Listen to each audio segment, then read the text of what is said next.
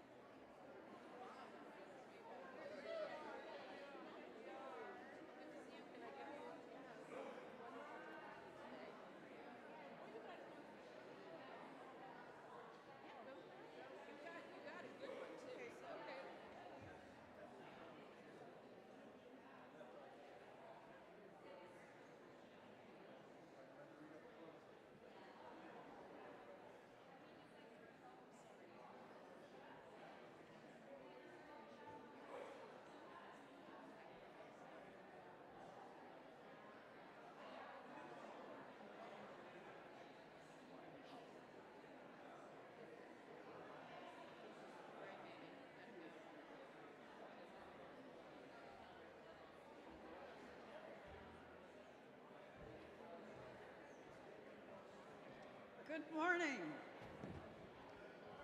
Good morning. Welcome.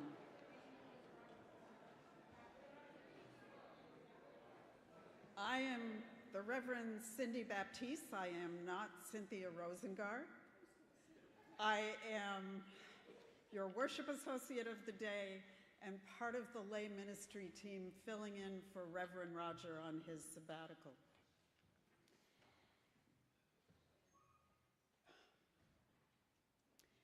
Welcome to the First Unitarian Church, where we live our principles and love beyond belief.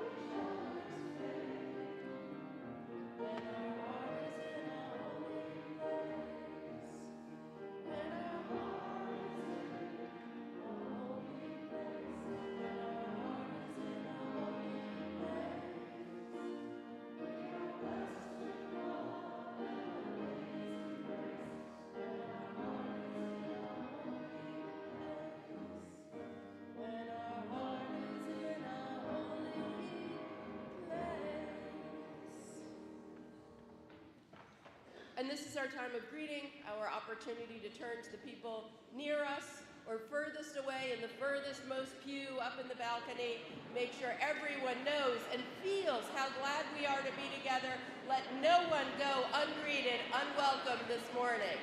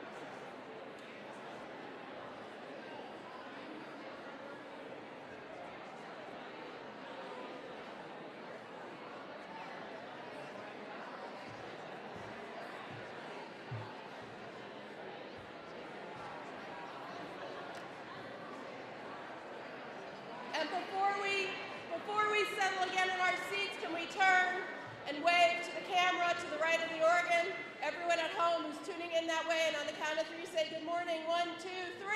Good morning, everyone at home, near and far. We are always so grateful to be together every way we can. Can we join in the words for our chalice lighting and then our sabbatical chalice lighting? They're both in the order of service. This light burns also in our hearts, and it lights the way towards harmony, justice, and hope for all. And we light this flame to send and receive blessings, warmth, and light to Reverend Roger until his safe return this fall. All of our readings this morning are taken from the writings and wisdom of Black Unitarians and Universalists across about 100 years who spoke to the journey we are on. And our opening words are from Wade H. McCree Jr. He was the vice moderator of the Unitarian Universalist Association from 1965 to 66. He was also a judge in the Sixth Circuit Court of Appeals, and later United States Assistant Solicitor General, the first African American to hold that position. And he said, "To me, one's religion is expressed in the manner in which one relates to other human beings. If one fights relentlessly against injustice, want, hate, and every form of exploitation, then one is a religious person. The love of God is not expressed by ritual or ceremony, but by loving."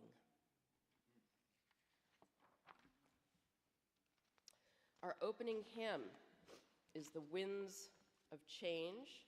This was composed by our own Beth Armstrong, our interim music director, as part of our marking of the 300th anniversary of the founding of this church. It's on the yellow insert. in your order of service. Beth, are we hearing it once through and then joining in singing, or how are we doing this morning? Sure. We're going to hear it once through, and then we're going to join together in singing. Can we all rise in body or spirit and sing out as we are able?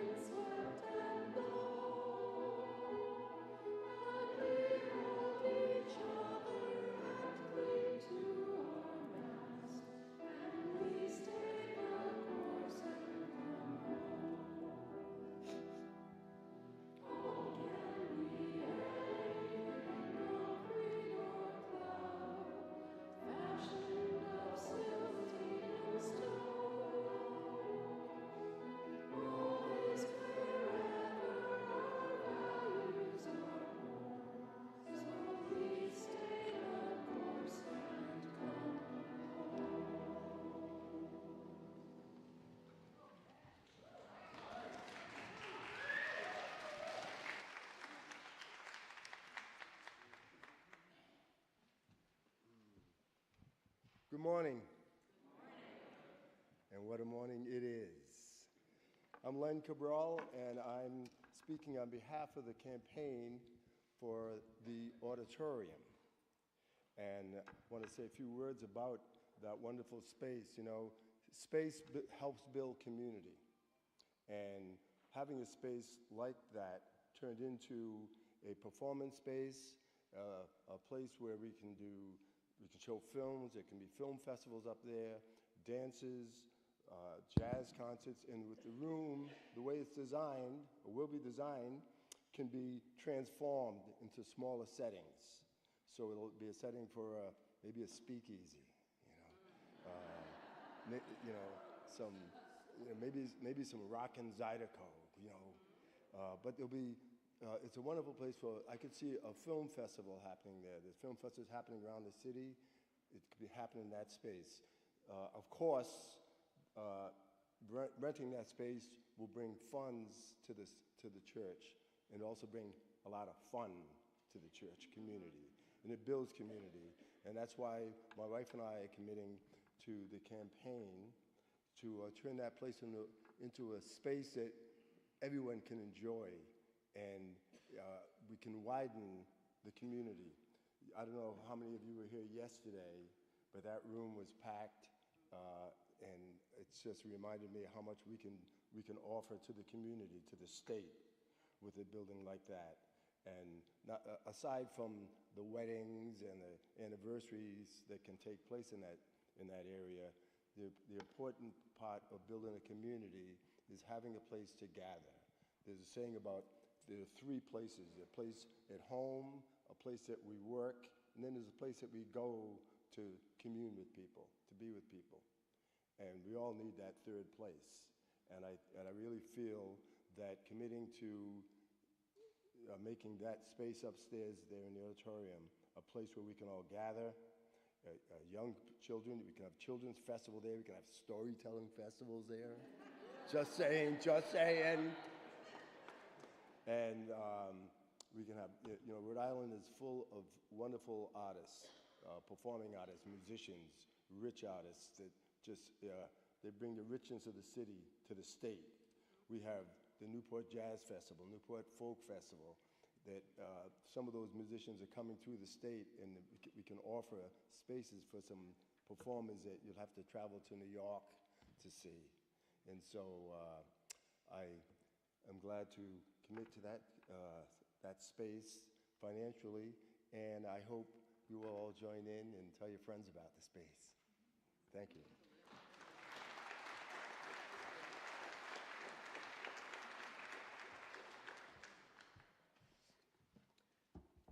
You and I have been talking about that vision since I think the first year I came here. We started meeting and talking about that.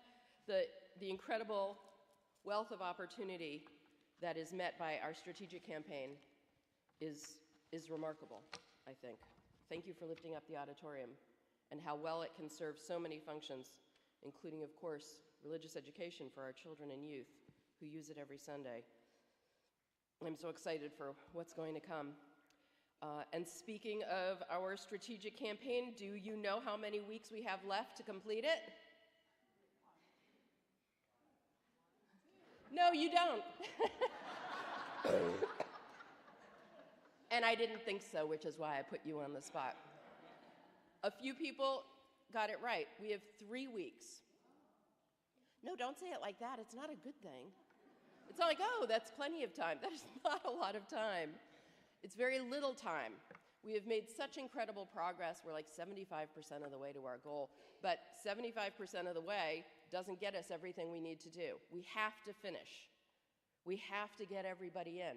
And all of our projections and records and extrapolations show that if we get everybody in, we are going to be fine and we will reach our goal. But it's all contingent on that. We are trying to get this campaign wrapped up, and some of us have not yet scheduled our visit. You may be waiting. You, Peter, did you not schedule your visit yet? Oh, you're done. You're just clearing your throat for the other people. So, and maybe you're waiting for us to schedule with you, but we only have 3 weeks left, so please be proactive. Please don't wait for us to get to you. Please come forward and schedule your visit right away. There is the table in the atrium after worship. Schedule your visit. And if you've had your visit, but you haven't decided yet what your amount is going to be, please decide. Be as generous as you can, call it, and tell us. And if you have decided, but you just haven't yet told us because you feel like the pressure's off, because you decided, you need to tell us. If you are at any of these stages, we need you to be very active right now and help us bring this home. Thank you. Can we join in the words for our covenant? They are printed in the order of service. As always, no one is ever required to say these words, and everyone is welcome to. We, the members of the First Unitarian Church of Providence, with respect for the worth and dignity of each person, with wonder at the light we know by many names, and with gratitude for our deep connection to each other and to the larger web of existence covenant to walk together in our search for truth, seeking the paths of wisdom, compassion, and justice.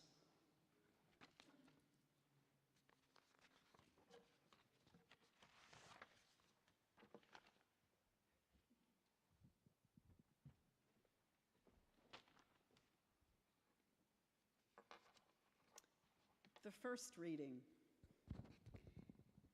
It's Hard Work, was written by Reverend Rosemary Bray McNutt, the most recent president of Starr King School for the Ministry. past senior minister of the Fourth Universalist Society of the City of New York, and broadly published writer. The second reading is by Reverend Melvin Hoover, former advocate for racial inclusiveness and director for International Congregations for the Unitarian Universalist Association, and a recipient of the Unitarian Universalist Association Distinguished Service Award for his work in anti-racism, anti-oppression, community building, gender equality, and environmental justice. He is the 2014 co-founder of the Melrose Positive Transformative Change Ministries and is part of the Earth Charter movement, incorporating Earth Scouts for young people 3 to 17. It's hard work. Why are we still talking about inclusivity and diversity when we've done so little to make them real? Why are we still looking pained about the lack of diversity in the denomination? Because diversity, inclusivity, is terribly hard, terribly uncomfortable, definitely unsettling, and often quite frustrating. It's hard to accept people who are not like you. What I know about being inclusive, crossing from culture to culture, learning the language of diversity, is that it's the work of a lifetime. The truth is this: if there is no justice, there will be no peace. We can read Thoreau and Emerson to one another, quote Rilke and Alice Walker and Howard Thurman, and think good and noble thoughts about ourselves. But if we cannot bring justice into the small circle of our own individual lives, we cannot hope to bring justice to the world. And if we do not bring justice to the world, none of us is safe, and none of us will survive. Nothing that Unitarian Universalists need to do is more important than making justice real, here, where we are. As hard as diversity is, it is our most important task.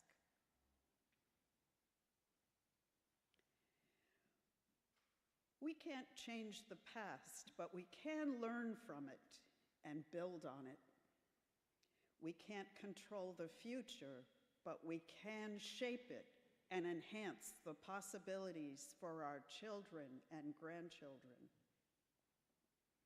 We can't discern the present in the fullness of our actions and their impact, but we can be trailblazers in our time, exploring fully the crevices and cracks where knowledge and new insights may be found.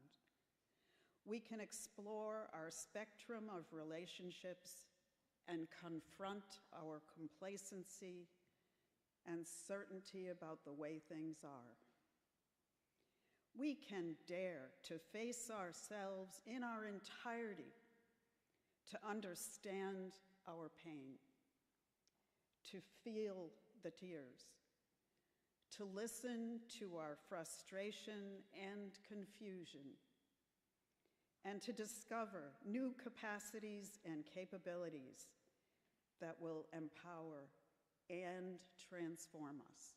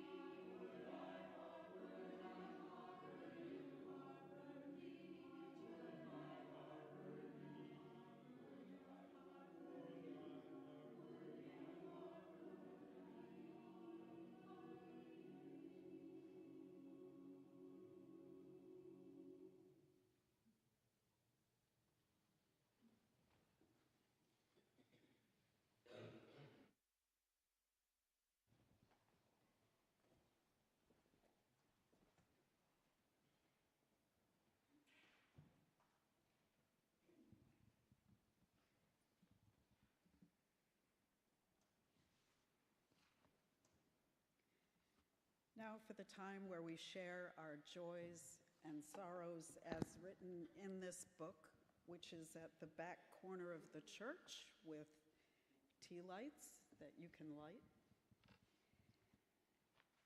And all are welcome to participate. From Trent Batson, a candle of love and blessings for my sister Judy, who died this past week. A candle of prayer and comfort for my friend Jen, who became a widow with 2 young children after her husband was killed defending her and their 2-year-old. Yet another family dealing with loss due to gun violence.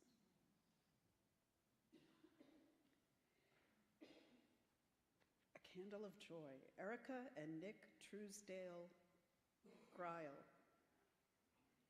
A candle of joy for a healthy pregnancy. After 3 years and 7 rounds of IVS, we are elated to be welcoming our first child this November.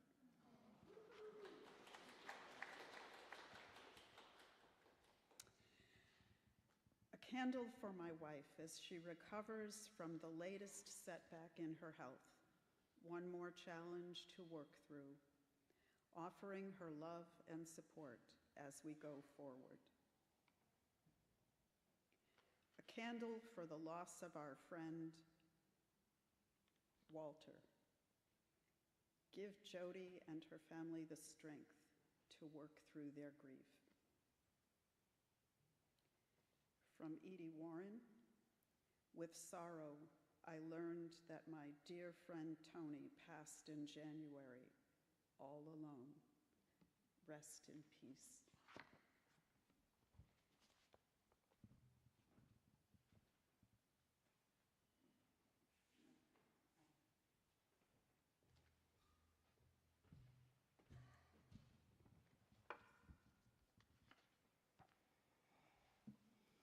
This is our time for meditation and prayer. Our words this morning of prayer were composed by Reverend Tandeyaka, who has come to this church and worked with us in the past. And they will be followed by silence for personal reflection and prayer. If you have lost someone close to you in the past year, we invite you to stand or raise your hand in silent witness of your loss. And then we close with music. Despair is my private pain, born from what I have failed to say, failed to do, failed to overcome. Be still, my inner self. Let me rise to you. Let me reach down into your pain and soothe you. I turn to you to renew my life. I turn to the world, the streets of the city, brokerage firms, crack dealers, private estates, personal things in the unhoused lady's cart. Rage and pain in the faces that turn from me, afraid of their own inner worlds. This common world I live anew as the lifeblood of generations who refused to surrender their humanity in an inhumane world courses through my veins. From within this world,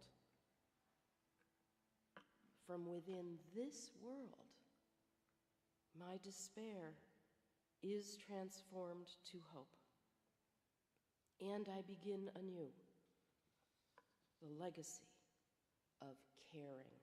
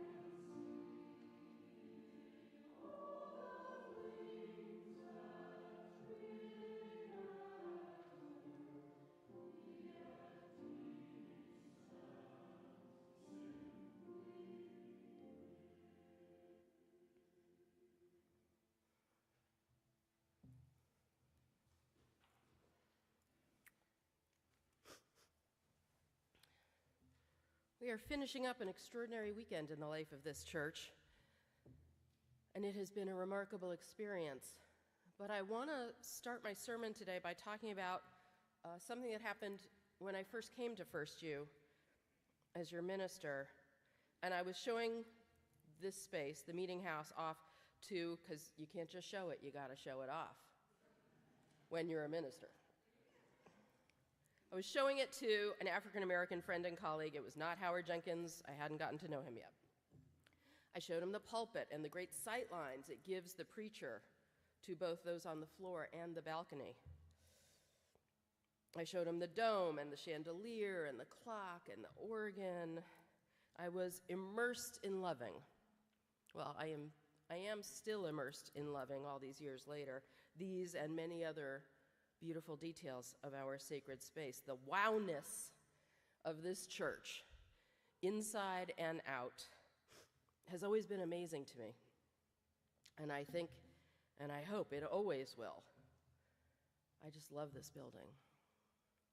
And he was exclaiming over these same details, and he went up to the pulpit and looked out and came back down and explored all the meeting house, and he walked over to the piano and played it briefly, and the song he picked out on the piano was Dixie.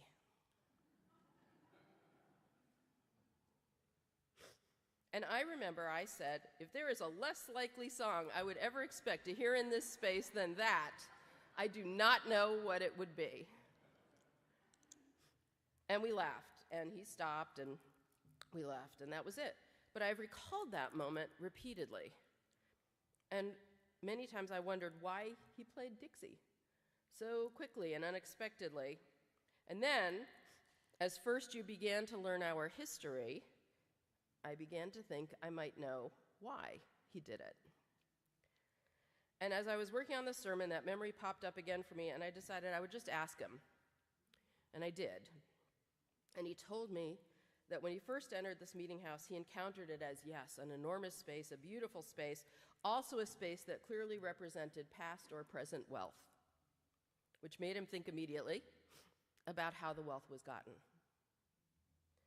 And he happened to be then right in the middle of a deep dive into Black history in America, so he was especially aware, especially sensitive, as he put it, to how wealth was gained in our country. And knowing first you had been around a long time and that Rhode Island had made a lot of money in the slave trade, he was speculating in a very sort of back of his mind, not really conscious way, about how the church had perhaps made its money. And all of this was how he related to the space. Physically here at First U, and also mentally in his own head, immersed in all of that. And it all came out kind of spontaneously as Dixie. Now, I knew about Rhode Island and its dominance in the slave trade also. And with this big, beautiful stone church in this beautiful location in this very small state, I figured we probably had some ties to the slave trade. But it didn't occur to me in the moment he was picking out Dixie on the piano. In that moment, it just seemed really incongruous.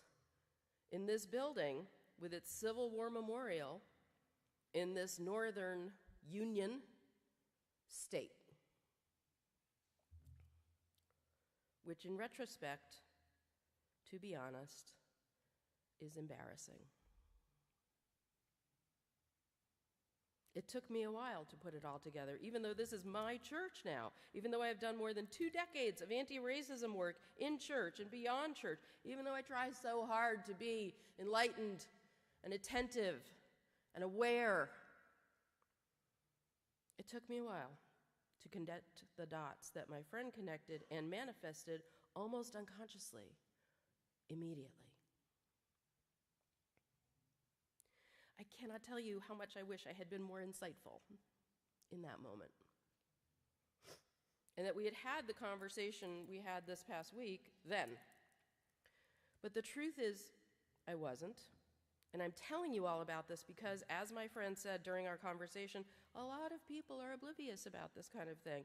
Good people doing good work. Not with intent. It just isn't part of what everyone takes in all the time. We have to do a lot of intentional work, build up a lot of intentional awareness, connect new parts of our brain, new neurons and synapses to see the other new sides of what is present before us.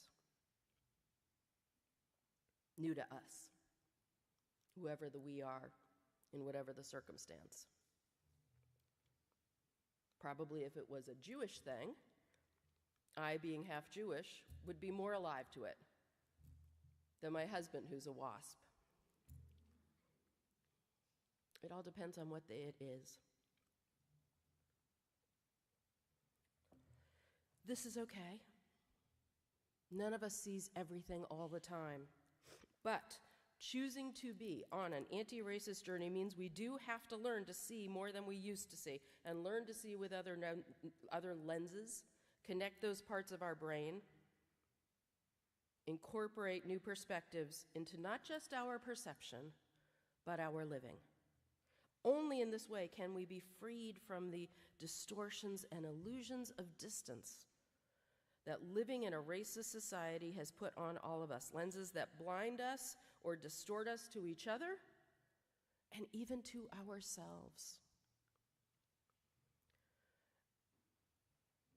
I want to say explicitly, this is not about discarding our own experience up to now or even diminishing it. As my friend reminded me, this is learning to hold more than one truth at a time. Learning that there can be 3 or 4 things that are all true at one time. This building is beautiful.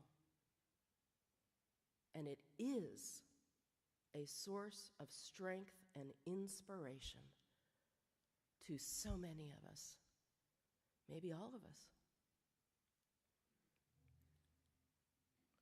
This is good, and it is real. It is also a building built in part with money from those indirectly and directly involved in the slave trade, with money from those who held enslaved people, who even fought intentionally to preserve the slave trade, and the rights and profits and comforts it gave them, the entitlement and prejudice and inhumanity it furthered in them. All of it is real. And one doesn't cancel the other out. They're just both true.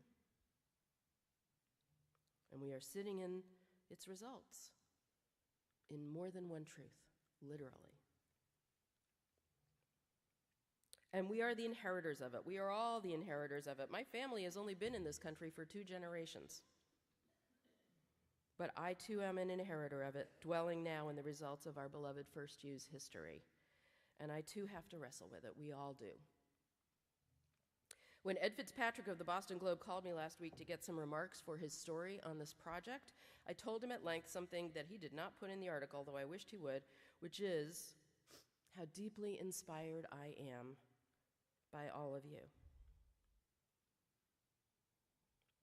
How deeply inspired I am by all of you, by your commitment, by this church's commitment to acknowledge the ugly part of our heritage. It is painful to have this place, this community that is so good, that is so important, that is a source of inspiration and strength to so many of us, that has been our spiritual home for years, some for decades, some for generations, to have it tainted by something so evil. And I can't know what has hit any of you hardest. Some of what has hit me hardest is discovering that not only were we not a nexus for abolitionism and justice, because of course I was secretly hoping we were, but we actually had many of the founders of Providence's anti-abolition society in our ranks, working to preserve the servitude and oppression of the enslaved, and even, if you read what they wrote, threatening that the more people spoke about abolition, the more they worked up the hopes and aspirations of the enslaved and indentured, the further the prospect of eventual freedom would retreat.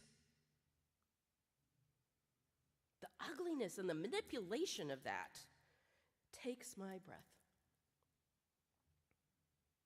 And the grave marker of Anna Bowen, who died enslaved at roughly 80 years old with her small, worn, unspeakably bleak and self-serving grade marker laid by her enslavers. Here lies interred the body of Anna, a Negro servant of Colonel Jabez Bowen, aged about 80 years. Thou, a good master, I was a good slave. I now rest from my labor and sleep in my grave.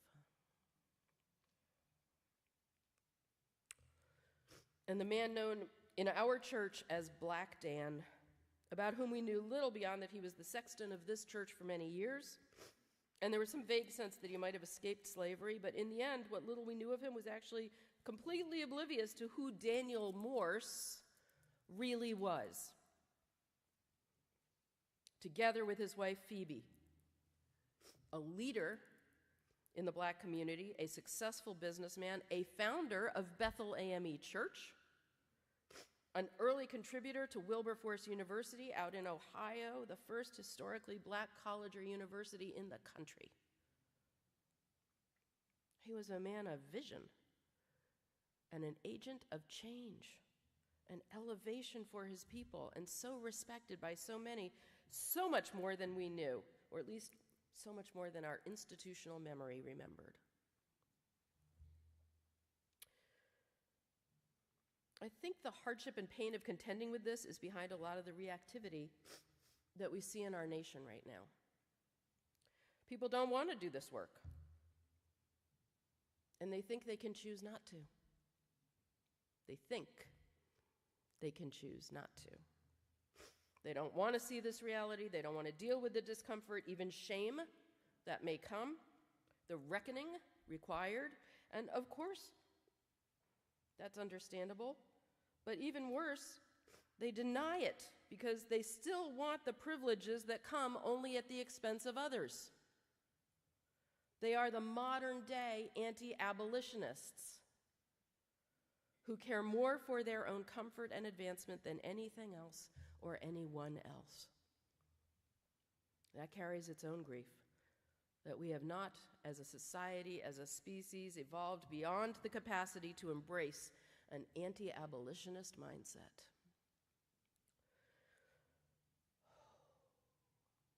Thank God, here we are doing the work. We are learning, we are reckoning, we are moving towards a deeper understanding of humanity and what complex stories and complex truths teach us about how to treat each other, how to treat anyone. We see this work is not demeaning or shameful. This work is not demeaning. This work is not shameful. It is healing and redemptive. And though my sermon on this today is serious and grave, the feeling I have of doing this is energy and sometimes even joy. It is carrying me. I think it is carrying us on a current. And we know we are swimming with the current. And the feeling of that is inexpressibly good. Perhaps you have already passed through our parlors with their exhibits from the research of our history. And if so, you have seen the Say Their Names panel on one of the walls with all the names that we have found thus far of those held in bondage by families in this church. And we reproduced it on an insert in your order of service. If you were at the panel discussion yesterday, you will have heard Dr. Ferdinand King speak so powerfully of our nation's culture that relies on categorizing some people, our nation's culture that relies upon categorizing some people as an undeserving non-person. Yeah.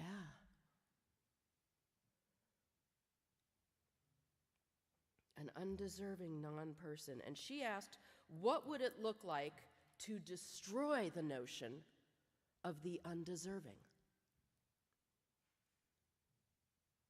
To destroy the notion of the undeserving. What a radical, essential question.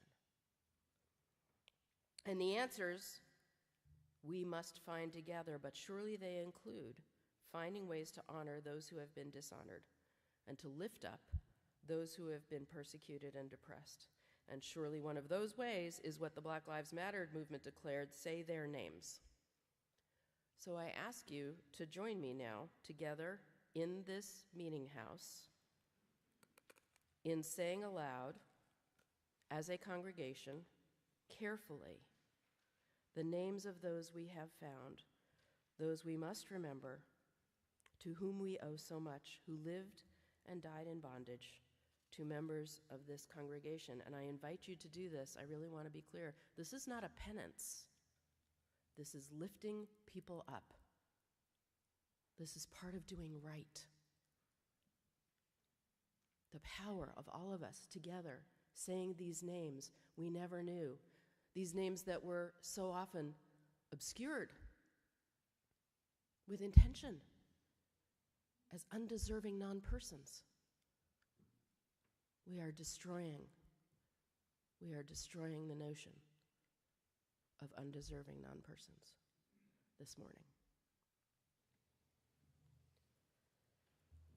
Esther Atwell, Maria Atwell, Anna Bowen, Bess Bowen, Dina Bowen, Flora Bowen, Fortune Bowen, Isaac Bowen, Jane Bowen, Jenny Bowen, Judah Bowen, Philip Bowen, Pompey Bowen, Primus Bowen, Primus Bowen Jr., Prince Bowen, Sylvia Bowen, Quam Bowen, Prince Cushing, Pritigo Easton, John Gardner,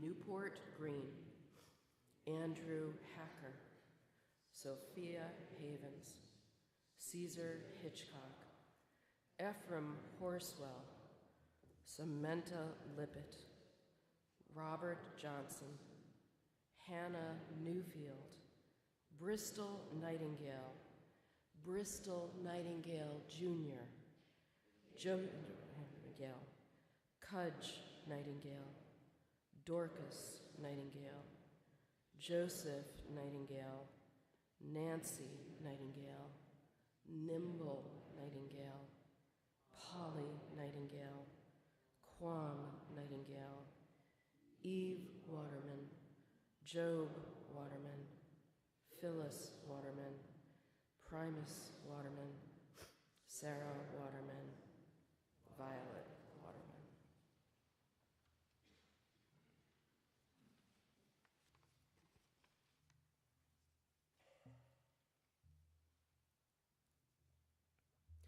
This weekend,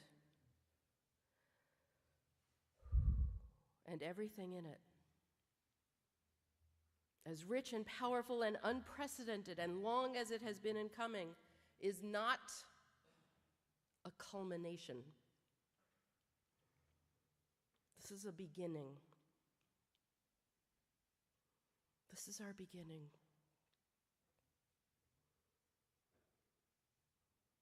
This is how we start. And we have done some deep excavating. As Dr. West and Kate Niles told us yesterday, you uncover the past. And the work is to understand and reconcile what you uncover. Find out how to honor it.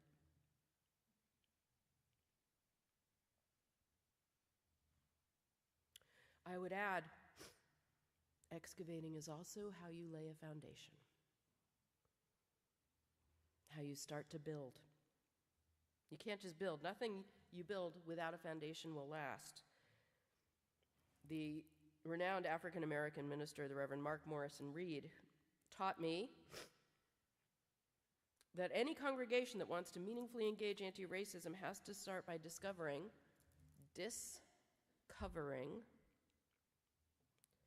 and learning our history.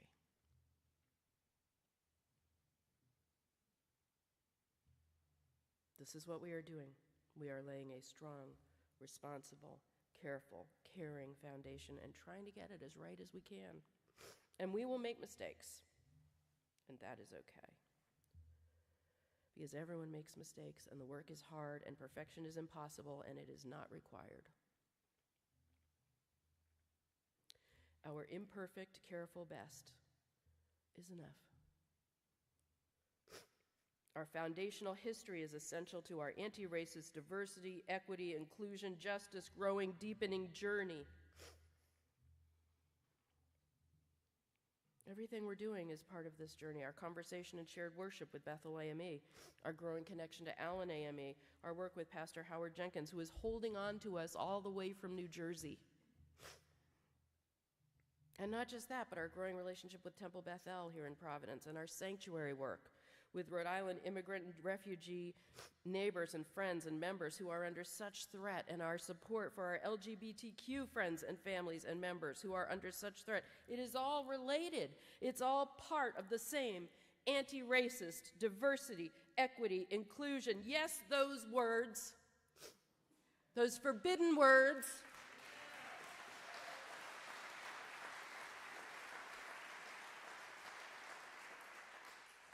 Those blessing words.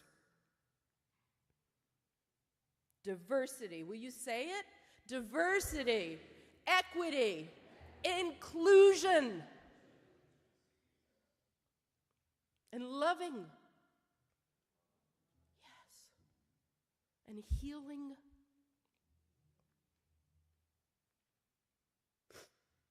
And I won't make you do this. And making every difference we can in becoming a church for the city.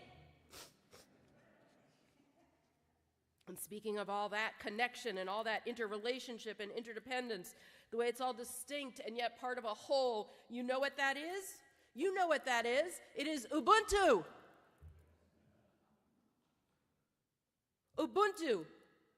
Say this with me. I am who I am because of who we all are. I am who I am because of who we all are. Right? The Zulu and Bantu peoples of Southern Africa. The learnings we are sharing this weekend cast Ubuntu for me in a whole new light. Think about it. If Ubuntu was a word known here at all between 1720 and 1850, it was surely only to those who were enslaved. Everything in our country, our state, our city, our church was established embracing the undeserving non-person, which is the opposite of Ubuntu. But we are embracing it now. We will keep working on strengthening the relationships we already have and seeking to build new ones. Dr. West, Dr. Ferdinand King, Renee Neely Tanner, and Rose Weaver. All those who came to perform and share in yesterday's experiences. Pastor Janine Daly from Allen AME and I have been meeting and getting to know each other this past year. We were together just last Friday, and these beginnings always feel awkward. That's nothing wrong with that. Reaching out to a total stranger and being like, hi, can we have lunch? Can we talk immediately about complicated things like faith, beliefs, values, deep truths of selfhood, and deepest personal and aspirational congregational work? Nobody starts like that. It's like that kindergarten conversation. Hi, will you be my friend? But on steroids.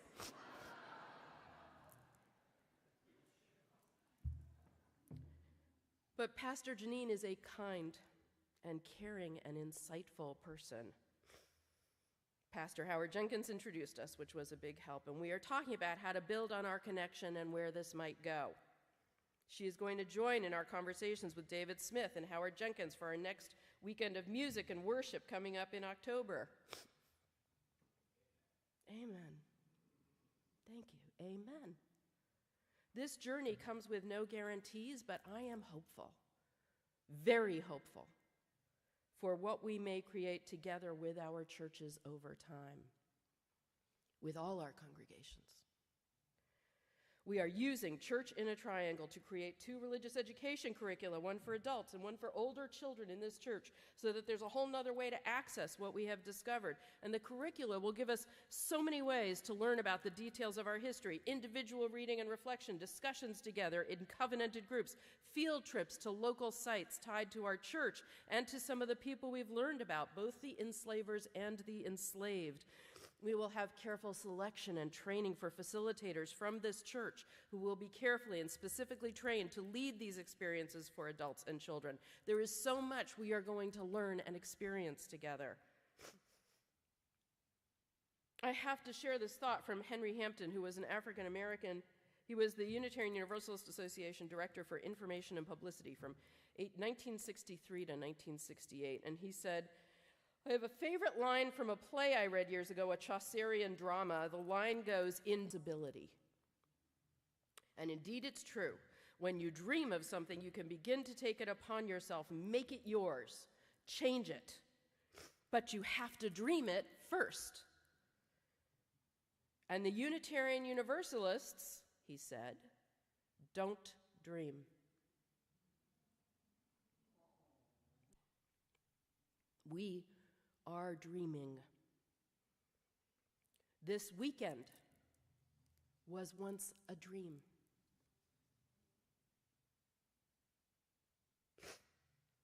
Peter Larman, Kate Niles, everyone on our Owning Our History team who made this weekend what it was, everybody on hospitality who welcomed all comers with such graciousness and care, you made a dream come true.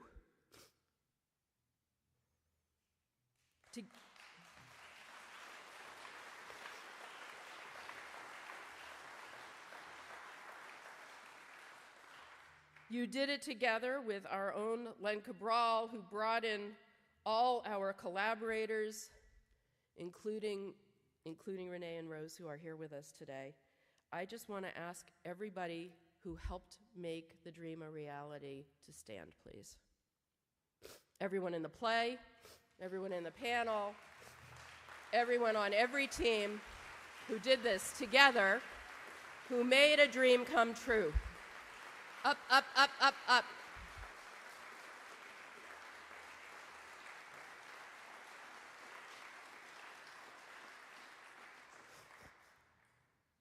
And I want to share one last thing with you.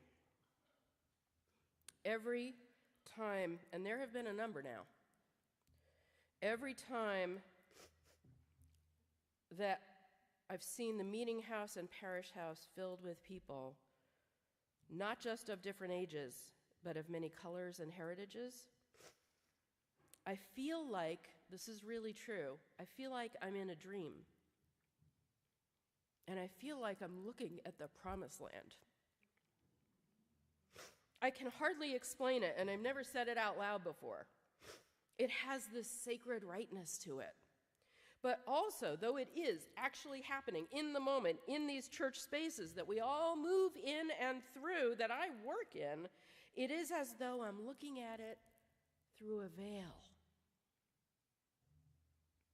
At a scene not quite real. It feels mystical and otherworldly. And I feel it every time. I don't think it into existence, it just comes. And I was thinking hard about that for this sermon, and I think that that sense of unreality may be because though it looks like the promised land to me, it is not our reality yet. It's only a moment in time. At most, a possible future of our church.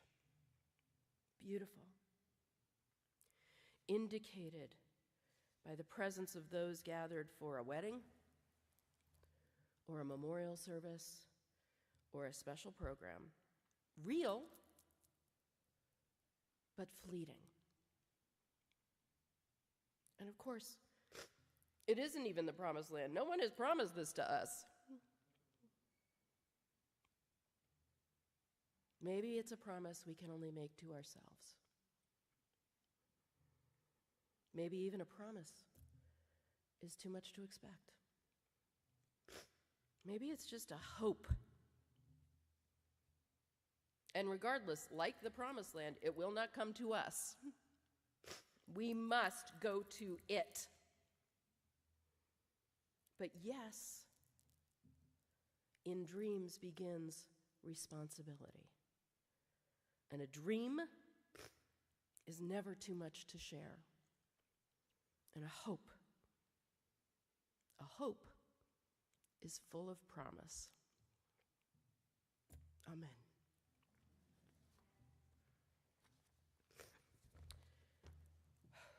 Our second hymn, our third hymn, depending how we count them, is 189 in the gray hymnal, Light of Ages and of Nations.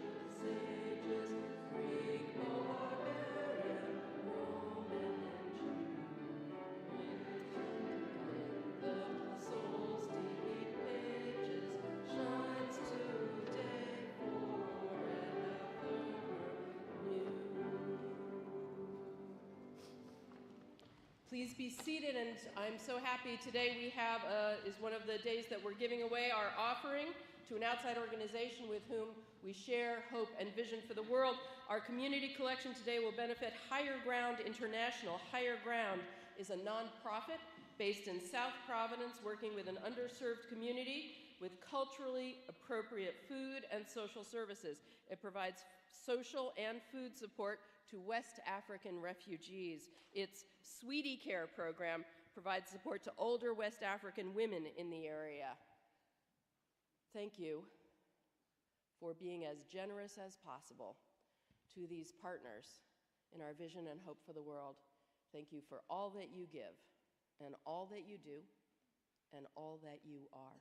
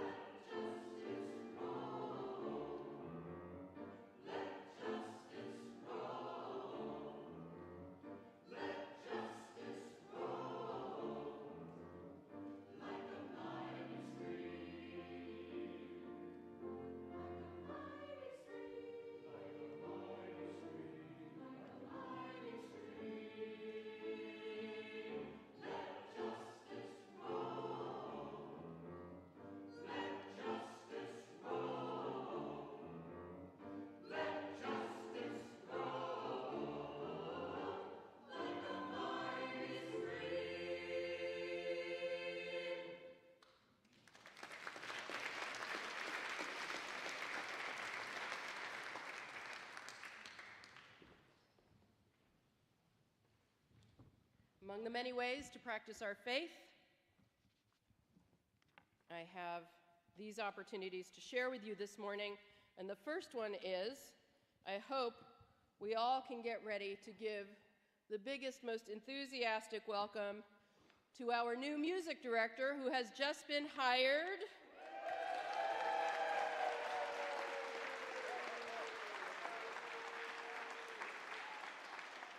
Mahima Kumara was so enthusiastically put forward to our PRUCOM, who unanimously voted to approve her hire. She is a conductor, singer, and pianist, originally from State College, Pennsylvania. She is about to complete her master's, now in June, in choral conducting at the Yale School of Music, where she was awarded the Robert Shaw Prize for Distinguished Achievement. In New Haven, she conducts Yale Divinity School's Marquand Chapel Choir and assistant conducts the Greater New Haven Community Chorus. She graduated from Yale with a BA in Statistics and Data Science, after which she taught, I know, she's wicked smart. After which she taught 4 to 12th grade singers with the Yale Music in Schools initiative. She returned to New Haven from Boston, where she worked in health policy research at Brigham and Women's Hospital by day, and then at night conducted with the Boston Children's Chorus, the Tactus Ensemble, Cambridge, and the Triad Choral Collective. And then she was like, I'm doing all this music, I am in the wrong line of work. So she went back to study to be a conductor. Mahima is also a Carnatic and Hindustani vocalist, and in all her work aims to center equity and inclusive community music making.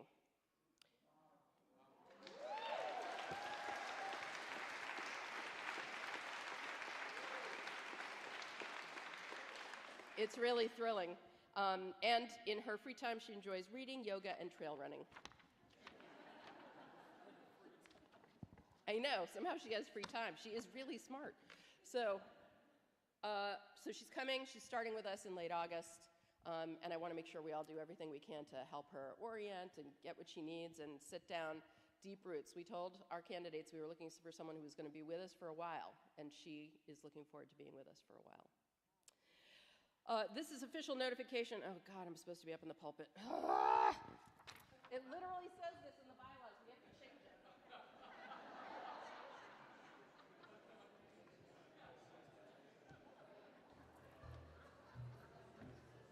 But I did need more steps. But seriously, we have to change this in the bylaws. This goes back so far. The announcement must be from the pulpit, that blah, blah, blah. This is your official notification that the annual meeting of the First Unitarian Church of Providence will take place Sunday, June 1st after worship. The purpose of the meeting is to elect officers for the coming year and approve the proposed budget. As you know, the notice has been in the First U Times, our newsletter, for several weeks. This is the first in-person notice to the church community. We will see you on June 1st. I'll just continue up here because I'm still a little out of breath from running. The World Affairs Committee and the Sanctuary Working Group invite you to attend a fundraiser on Friday, May 30th from 6 to 8 p.m. at La Casona restaurant in Central Falls. Proceeds will go to the Central Falls Emergency Fund, which provides immigrant families assistance with housing, utility support, food, transportation, and legal fees. Central Falls is home to 9,000 residents born outside the United States. The threat of present immigration policies is ever present in their community. Sign-ups are this Sunday and next Sunday during coffee hour at the Sanctuary Working Group table in the atrium. So once you've made your appointment for your strategic visit, your strategic campaign visit, you can mosey over immediately to the La Casona Sanctuary Working Group table. Online registration is also available. You can find it in the link in the Friday newsletter. Seating is limited. The registration and payment deadline is Tuesday, May 27th. I have already booked my tickets, and I will hope to see you there. On Tuesday, June 3rd, please join us for a book talk with Brown University Public Policy Research Fellow and Clinton Foundation Senior Fellow, Mark Dunkelman. This will be a conversation around Mark's latest book, Why Nothing Works. Why Nothing Works, Who Killed Progress and How to Bring It Back. This is a special collaboration between myself, Reverend Jamie Washam of First Baptist, and Rabbi Sarah Mack of Temple Bethel. It will be held at Temple Bethel on Orchard Ave at 7 p.m. Again, Tuesday, June 3rd. Please come for this conversation and Q&A about what progressives can learn and grow among us to be more effective in fighting prejudice and selfishness, promoting compassion, and saving the planet. Somebody who has an order of service, tell me what's next. The benediction.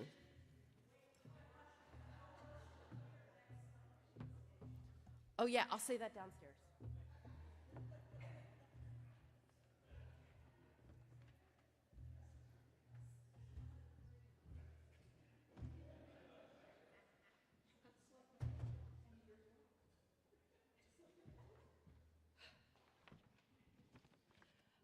Yeah, there's no worship here next Sunday because, as always, Brown has rented our space for their graduation ceremonies, and many of us will be at Camp Aldersgate for our retreat weekend. So whether or not you are staying at Camp Aldersgate, everybody is welcome to go there and join in the worship service, which will be at the usual time, 10:30 in the morning, at Camp Aldersgate, outside by that beautiful lake, weather permitting.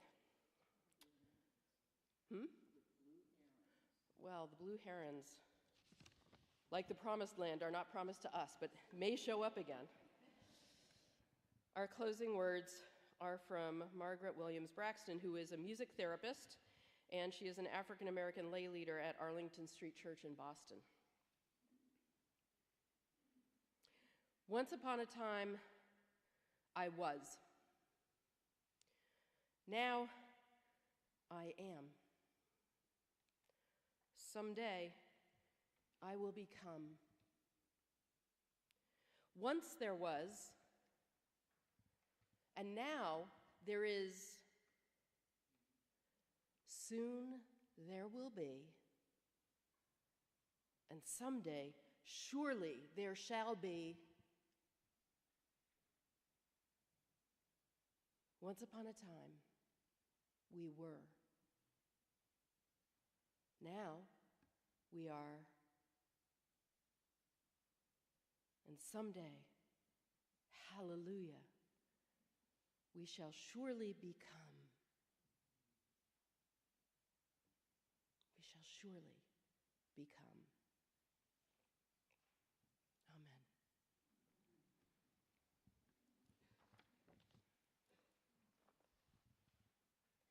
Can we join in the words for extinguishing our chalice?